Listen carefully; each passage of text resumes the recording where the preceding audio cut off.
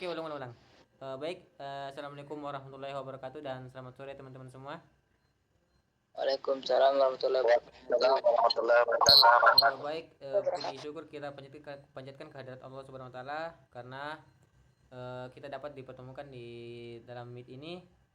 Salawat serta salam tak lupa juga kita kirimkan kepada Nabi kita Nabi Muhammad SAW.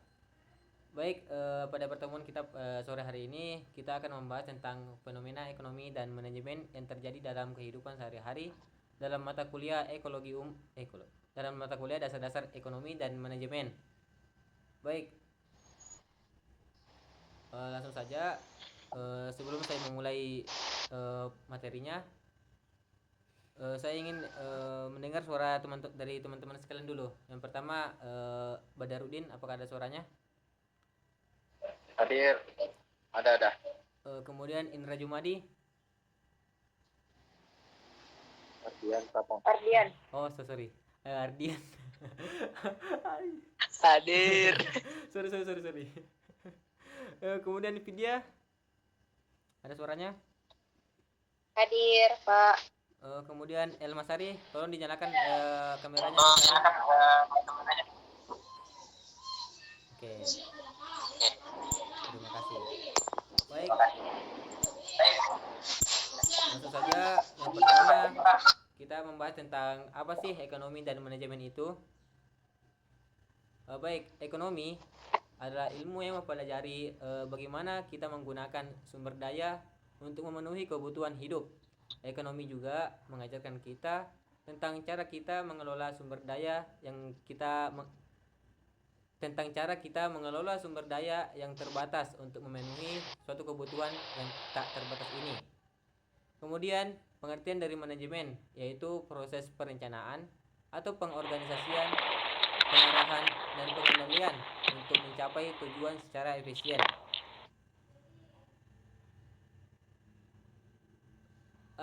Kemudian adapun hubungan antara ekonomi dan manajemen. Ekonomi dan manajemen itu memiliki hubungan yang sangat erat. Yang pertama, hubungan antara ekonomi dan manajemen itu terbagi dari ke beberapa poin. Yang pertama seperti pengalokasian sumber daya, di mana ekonomi mempelajari bagaimana masyarakat mengalokasikan sumber daya yang terbatas, dan juga manajemen juga melibatkan pengalokasian sumber daya untuk mencapai suatu tujuan organisasi.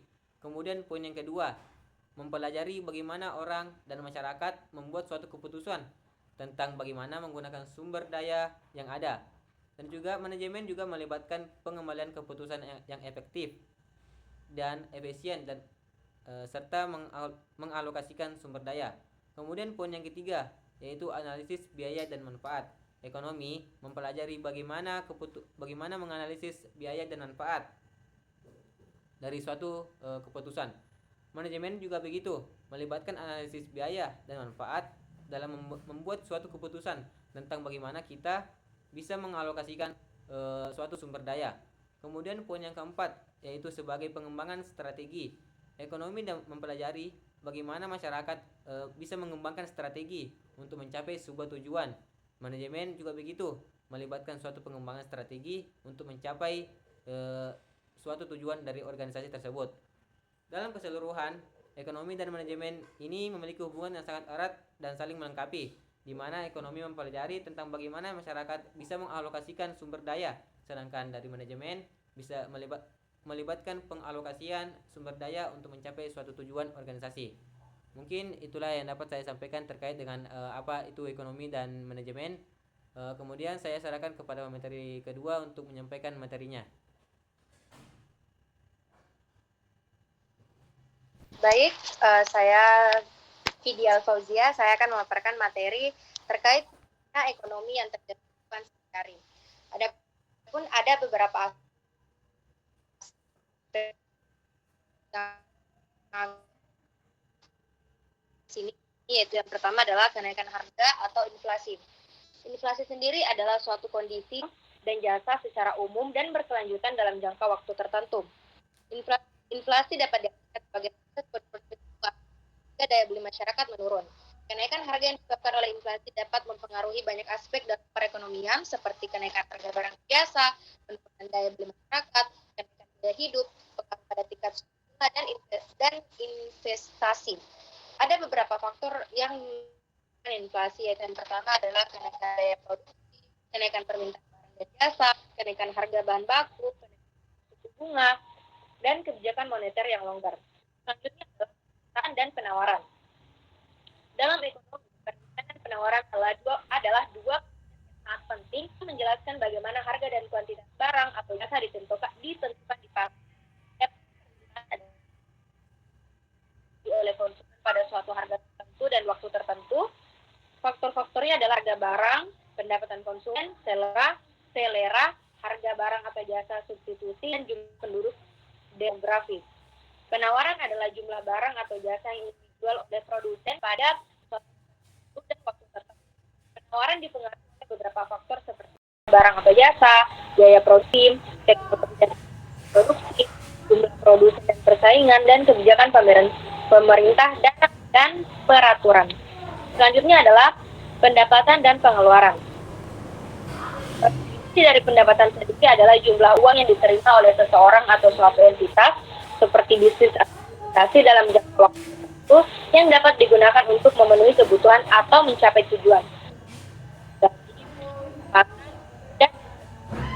pengeluaran sendiri adalah jumlah uang yang dikeluarkan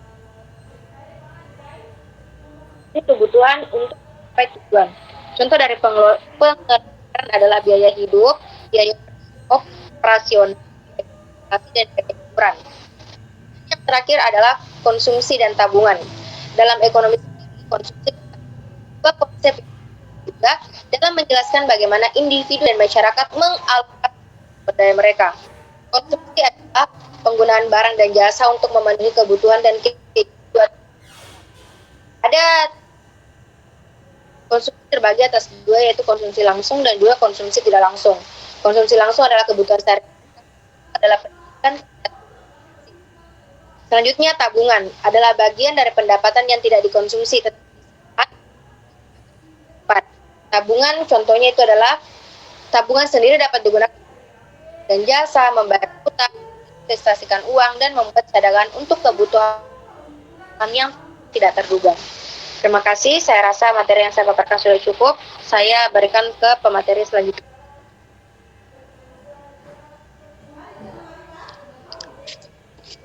Baik, terima kasih atas kesempatan yang diberikan kepada saya. Saya akan membacakan materi tentang fenomena manajemen yang terjadi dalam kehidupan sehari-hari. 1. Pengelolaan keuangan. 2. Pengelolaan waktu. 3. Pengambilan keputusan. 4. Pengelolaan sumber daya. Pengelolaan keuangan adalah proses mengatur dan mengelola sumber daya keuangan untuk mencapai tujuan.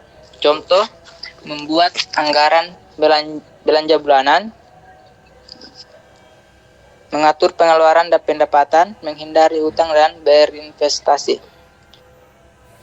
2. Pengelolaan waktu. Pengelolaan waktu adalah proses mengatur dan mengelola waktu untuk mencapai tujuan.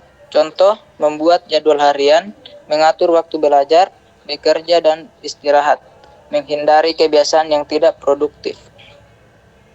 3. Mengambil keputusan. Mengambil keputusan adalah proses memilih alternatif terbaik untuk mencapai tujuan.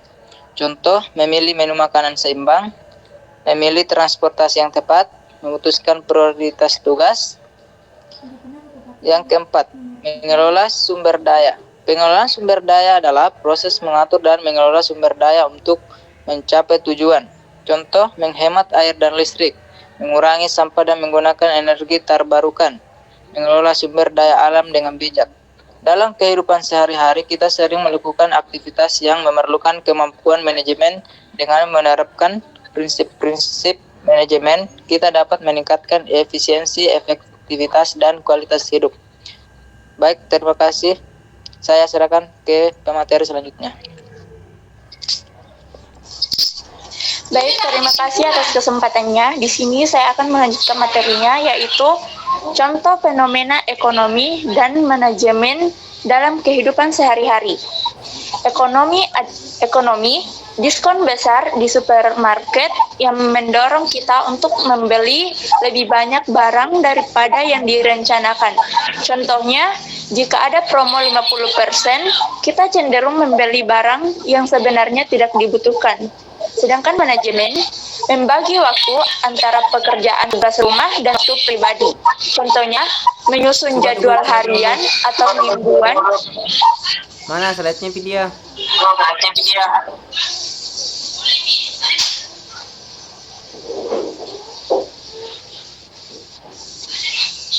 Slide selanjutnya Vidya, slide selanjutnya.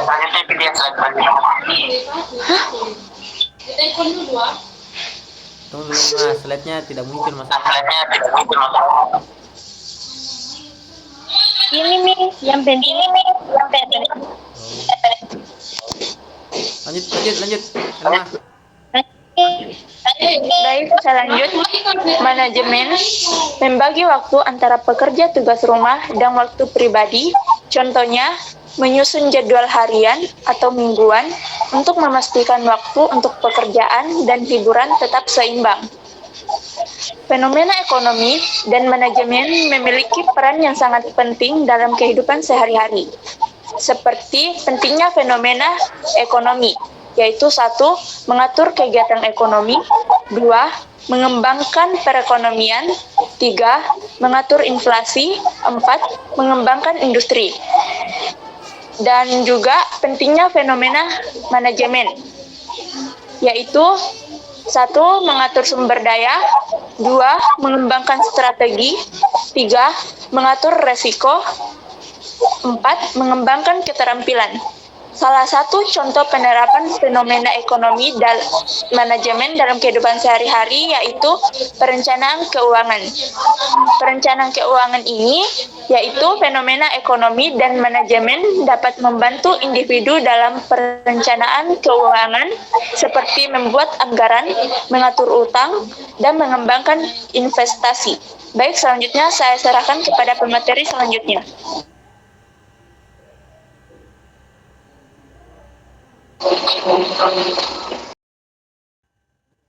Baik, terima kasih atas waktu yang telah diberikan kepada saya oleh pemateri sebelumnya.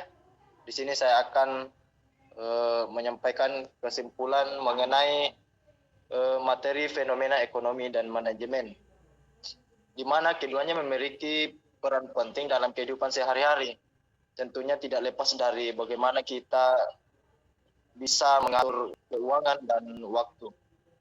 Nah, ekonomi dan manajemen juga memainkan peran penting dalam kehidupan sehari-hari, di mana mempengaruhi berbagai aspek dari pengelolaan sumber daya hingga pengambilan keputusan. Ada beberapa kesimpulan utama mengenai hubungan keduanya, mengapa sangat penting. Yang pertama adalah pengelolaan sumber daya. Ekonomi mengajarkan kita tentang cara mengalokasikan sumber daya yang terbatas secara efisien, sedangkan manajemen membantu individu dan organisasi merencanakan, mengorganisasi, dan mengontrol pengeluaran serta penggunaan sumber daya tersebut. Kemudian poin yang kedua adalah pengambilan keputusan, di mana dalam kehidupan sehari-hari kita terus-menerus membuat keputusan ekonomi, baik dalam keuangan pribadi, konsumsi, maupun investasi. Sedangkan manajemen memberikan alat dan teknik untuk mengevaluasi opsi dan membuat keputusan yang lebih baik. Kemudian poin yang ketiga adalah perencanaan keuangan. Manajemen keuangan yang baik memungkinkan individu untuk merencanakan anggaran mereka, menabung untuk masa depan, dan mengelola utang. Prinsip ekonomi seperti permintaan dan penawaran juga mempengaruhi keputusan finansial. Kemudian poin yang keempat adalah mengembangkan keterampilan. Memahami konsep ekonomi dan manajemen membantu individu mengembangkan keterampilan yang diperlukan untuk memperoleh dan mempertahankan pekerjaan, serta untuk beradaptasi dengan perubahan pasar. Kemudian poin yang terakhir adalah dampak sosial, di mana ekonomi tidak hanya tentang uang, ia juga melibatkan pemahaman tentang bagaimana keputusan ekonomi mempengaruhi masyarakat, sedangkan manajemen yang efisien dalam organisasi dapat berkontribusi pada kesejahteraan sosial dan membangun komunitas. Demikianlah kesimpulan yang saya sampaikan. Saya kembalikan kepada pemateri.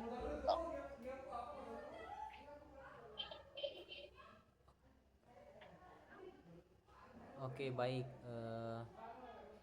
Saya ucapkan terima kasih kepada teman-teman semua atas kerjasamanya dalam mempresentasikan materi kita pada hari ini tentang fenomena ekonomi dan manajemen dalam kehidupan sehari-hari.